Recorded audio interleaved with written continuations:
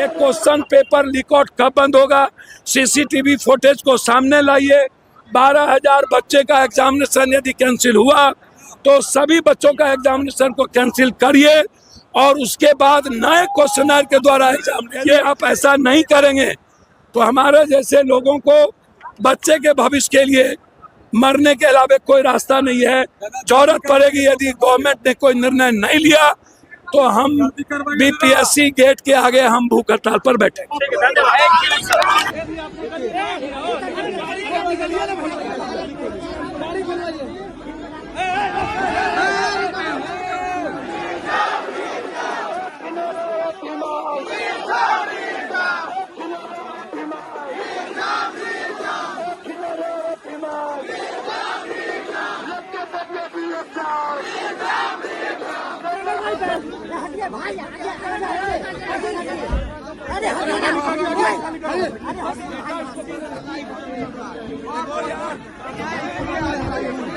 तो सजेस्ट किया गया और वही क्वेश्चन लगातार आप एग्जामिनेशन में भी लाते हैं कि इसमें सिर्फ बीपीएससी ही चोर तो अब बड़ा है, लेकिन बीपीएससी को कंडक्ट कौन करती है? व्यवस्था सरकार कंडक्ट करती है। बीपीएससी चेयरमैन बनाता कौन है?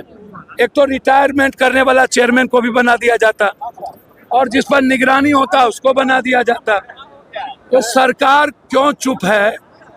एक तो सबसे बड़ा सवाल ये है। दूसरा, ये 4 सिस्टम के द्वारा लगातार नालंदा ही एक शहर ऐसा क्यों है जो 90 के पहले से लेकर के आज तक एक शहर से लगभग सभी एग्जामिनेशन के पेपर लीक आउट होते रहे, बड़े और छोटे स्केल पर। अब यदि आप कहते हैं कि हम दूसरे नॉर्मलाइजेशन में, इन्होंने कहा कि हम नॉर्मलाइजेशन जैसे मुद्दे मेरे विचार में नहीं है, जबकि आप जब एग्जाम लिए तो क्वेश्चन 2 प्रकार के थे बिल्कुल रूप से। तो अब तो सारे लगभग 4 लाख बच्चे, 12,000 बच्चे यदि हमारे उस एग्जामिनेशन, सरल एग्जामिनेशन के तहत आ भी जाएंगे और आप यदि इसको नहीं बदलते हैं तब भी 4 लाख के लगभग बच्चे प्रभावित हो गए और मर जाएंगे, जिसका अंतिम क्वेश्चन था, अंतिम उम्र था, जो इसके बाद वो उसका लाइफ नहीं बचेगा, वो तो लगभग बर्बाद हो जाएगा। तो री एग्जामिनेशन ही मात्र एक उपाय है। री एग्जामिनेशन ही एकमात्र उपाय है। सरकार को चाहिए री एग्जामिनेशन। यदि सरकार, हमारे बच्चों का सबसे बड़ा देश का मुद्दा है पेपर लीक आउट, और इसमें सरकार का सिस्टम, सरकार के कुछ लोग, बीपीएससी, कोचिंग और माफिया, सबकी मिलीभगत होती है।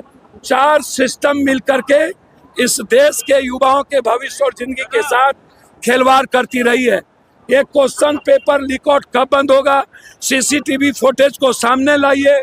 12,000 बच्चे का एग्जामिनेशन यदि कैंसिल हुआ तो सभी बच्चों का एग्जामिनेशन को कैंसिल करिए और उसके बाद नए क्वेश्चनर के द्वारा एग्जाम लीजिए।